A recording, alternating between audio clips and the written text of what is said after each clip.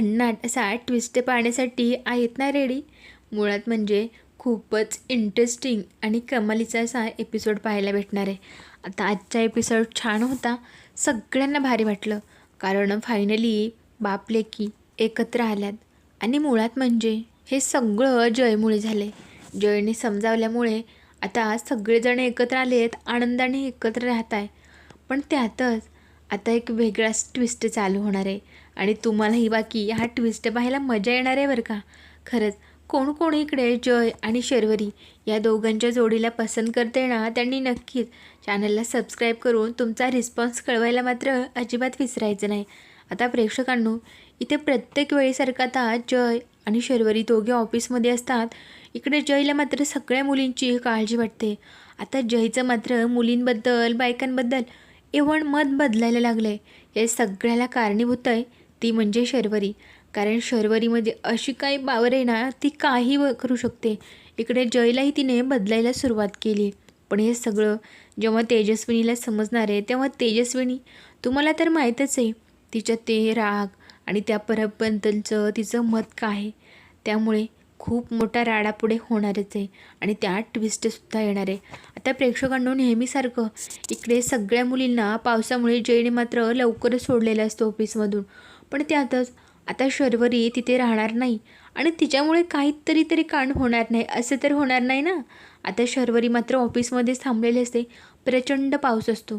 आता जय तिथून निघून गेला आहे, पण जयला मात्र शर्वरीची काळजी लागून राहिली. तिला वाटते कसं प्रत्येक वेळेस हीच मुलगी संकटात सापडते ना. त्यामुळे तो मात्र त्याची गाडी वळवून परत मागे रिटर्न येतो. आणि मग काय, शर्वरी त्याला जाब विचारू लागते. काय म्हणजे खरंच कशामुळे परत आला आहे? म्हणजे काही काम होतं का?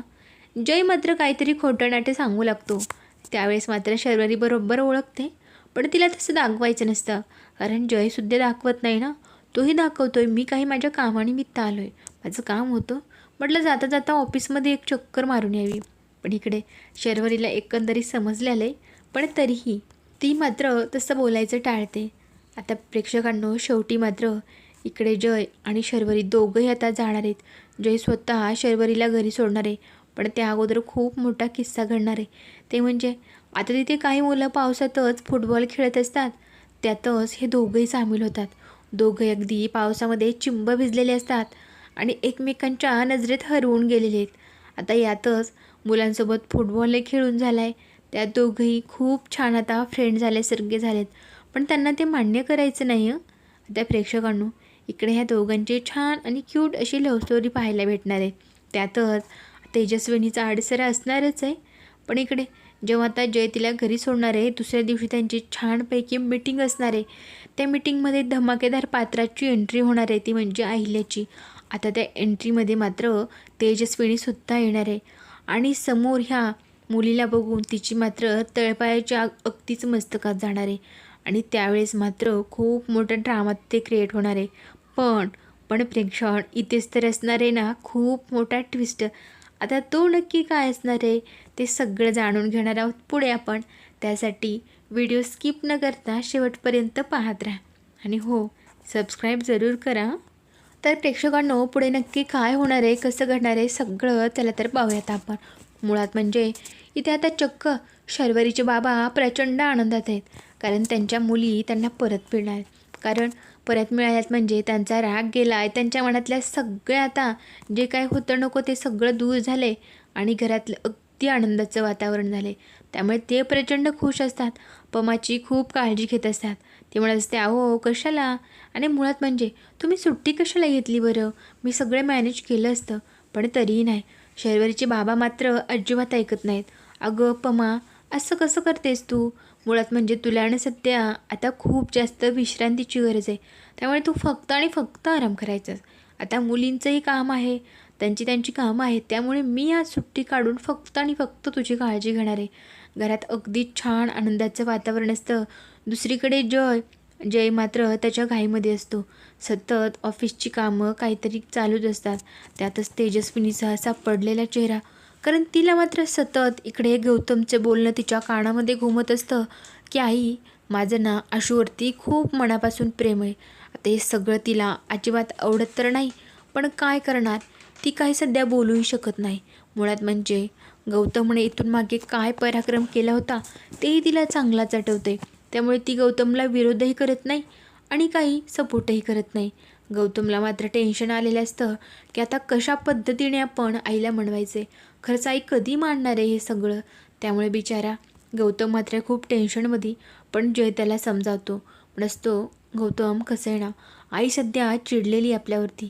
जेव्हा आईचा राग शांत होईल ना, तेव्हा शांतपणे मी आईशी बोलेन, तू नकोच टेन्शन घेऊ. आणि आता बघितलंस ना, काल त्या मुलींच्या घरी तिचे आई बाबाही किती आनंदात होते. अरे इथे मात्र आता जयला खूप मोठं थँक्यू म्हणत असतो गौतम. जय म्हणत असतो, आता एवढं मोठं थँक्यू नकोच म्हणू, म्हणजे एवढं काय गरज नाही. आणि मुळात म्हणजे हे सगळं मी तुझ्या प्रेमापोटी करतो आहे.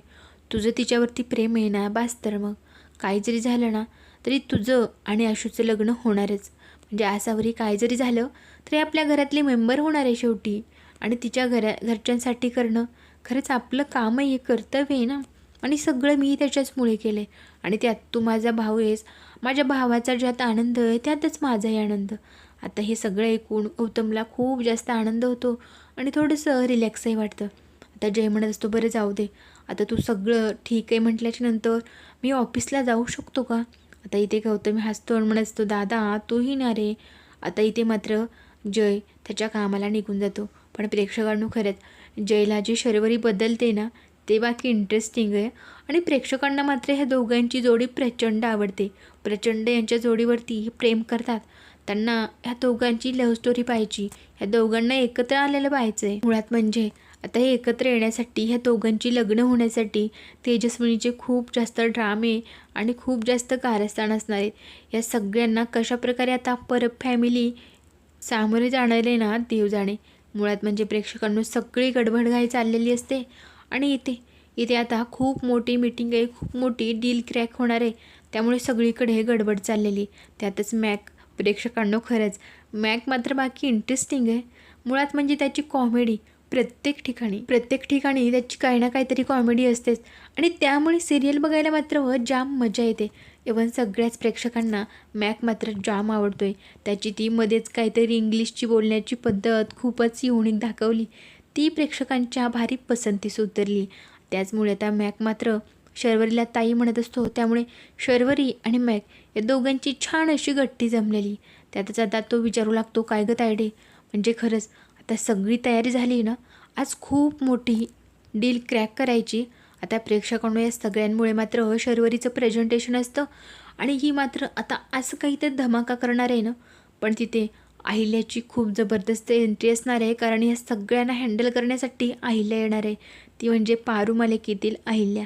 आता त्याबरोबर सगळे आपापल्या कामात एवढे काही व्यस्त असतात. छान प्रेझेंटेशन चालू असतं. त्यात शर्वरी खूप छान असं सगळं प्रेझेंट करते. हे सगळं बघून मात्र जयलाही प्रचंड आनंद झालेला असतो. तिलाही प्रचंड शर्वरीचं काम आवडलेलं असतं. मुळात म्हणजे खरंच शर्वरी खूप जास्त टॅलेंटेड असते. आणि ऐनवेळी मात्र तिथे आता तेजस्विनीचे धमाकेदार एंट्री होणार आहे. आणि सगळेजण शर्वरीसाठी आता टाळ्या वाजवत असतात. हे बघून मात्र तिला जास्त राग येत असतो. जेवढे जास्त तिचं कौतुक करत आहे तेवढा जास्त तेजस्विनीला राग येतोय. आता प्रेक्षकांनो या सगळ्यांमुळे मात्र तेजस्विनी आणि जय या दोघांमध्ये पुन्हा एकदा काहीतरी वाद होणार आहेत. पण इथे जय मात्र तेजस्विनीला समजावण्यात खरंच यशस्वी होणार आहे का. मुळात म्हणजे आपल्याला काय करायचं आहे, आपल्याला फक्त कामाशी मतलब आहे. आपल्यासाठी काय महत्त्वाचं आहे, काम. आणि ती मुलगी छान काम करते, आपल्या कंपनीसाठी तिचा फायदाच होतो आहे. पण खरंच तेजस्वी तरी हे सगळं मान्य करणार आहे का. मुळात म्हणजे तिच्या कामाची आपल्याला काही गरज नाही, कारण तेजस्विनीचा त्या सगळ्या फॅमिलीवरती राग आहे. आणि त्या रागाचं कारण ही इकडे शर्वरीसुद्धा आहे कुठेतरी, कारण प्रत्येक वेळेस ती पुढे मध्ये बोलत असते. त्यामुळे तिचा जास्त तिला राग येतो आहे. त्यामुळे कशा पद्धतीने आता जय इकडे शर्वरीची बाजू घेऊन तेजस्विनीला चांगलंच गप्प करणार आहे आणि तिच्या कामाचं कौतुक करणार आहे. त्यातच अहिल्यासुद्धा चांगलीच इकडे तेजस्विनीला समज देणार आहे. हे पाहणं बाकी इंटरेस्टिंग असणार आहे. त्यासाठी प्रेक्षकांनो मालिका खूप जास्त छान वळणावरती चाललेली आहे. त्यामुळे तुम्ही पुढचे भाग मात्र अजिबात मिस करू नका. त्यासाठी चॅनलशी कनेक्ट राहा आणि असेच मालिकांचे नवनवीन अपडेट, छान असे टर्न आणि ट्विस्ट एन्जॉय करण्यासाठी सबस्क्राईब करायला मात्र अजिबात विसरायचं नाही.